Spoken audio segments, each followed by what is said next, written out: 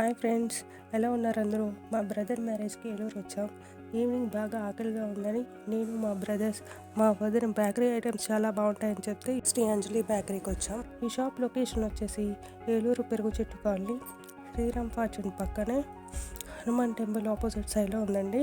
ఇక్కడ అన్ని రకాల bakery items, cool drinks, egg puffs, curry puffs and birthday party items అన్నీ హోల్సేల్ ప్రైసెస్కి రిటైల్గా అమ్ముతున్నారు.